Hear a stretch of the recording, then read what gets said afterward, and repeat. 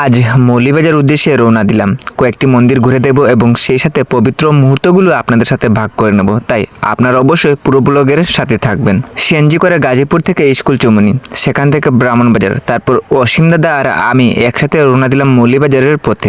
পথে যেতে যেতে কদমহাটা সরকারি প্রাথমিক বিদ্যালয়ের পাশে অবস্থিত কালী মন্দিরের চোখে পড়লো। শ্রী শ্রী কালীবাড়ি। আমরা এখন ভিতর প্রবেশ করব।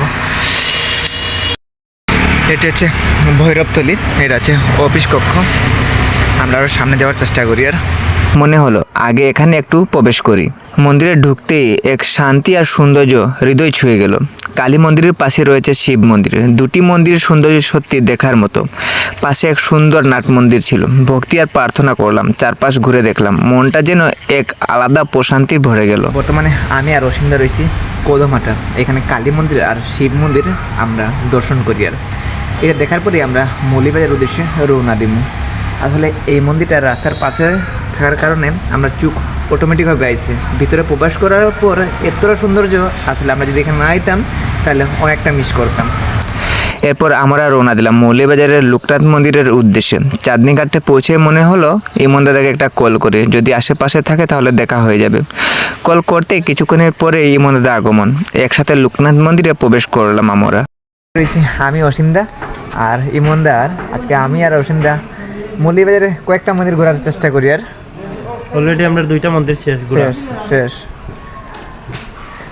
আমি ব্লগ করলাম না, আমরা নয়নদার ড্রাইভার হিসাবে আইছি।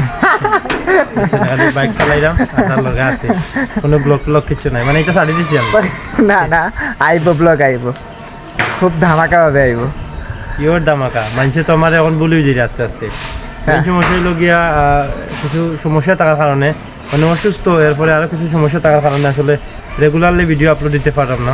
আসলে এর কারণে গিয়া একটু মনে আপনারা আমার একটু ভুলে গেছেন আর কি।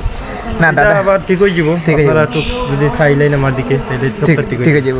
আসলে দাদা একটু অসুস্থ, বর্তমানে তো ওয়েদার চেঞ্জ হয়েছে, এই জন্য দাদার সর্দি জ্বর লাগিয়ে গেছে আর কি।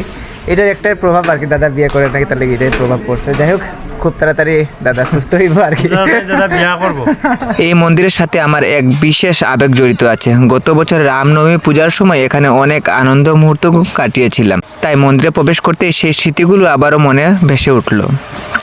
লোকনাথ মন্দিরের সৌন্দর্য ভাষায় প্রকাশ করার সত্যিই অসম্ভব।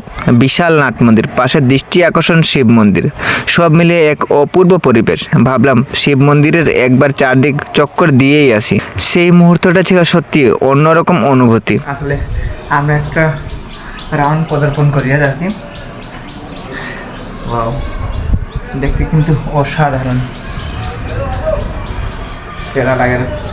এখানে অসীম দাদারা রয়েছে, সেখানে কয়েকজন দাদাদের সাথে ছবি তোলা হলো। অনেকটা সময় কাটালাম মন্দির প্রাঙ্গণে। সত্যি দিনটা ছিল এক ভক্তিময়, স্মরণীয় এবং হৃদয় ছোঁয়ার দিন। আজকের এই ভিডিওটি আপনাদের কাছে কেমন লেগেছে অবশ্যই লাইক কমেন্ট করে জানিয়ে দিবেন আপনারা। আপনাদের ভালোবাসা আর সাপোর্ট আমার পথ চলার শক্তি। আজকের ভিডিও শেষ পর্যন্ত থাকার জন্য আপনাদের অসংখ্য ধন্যবাদ।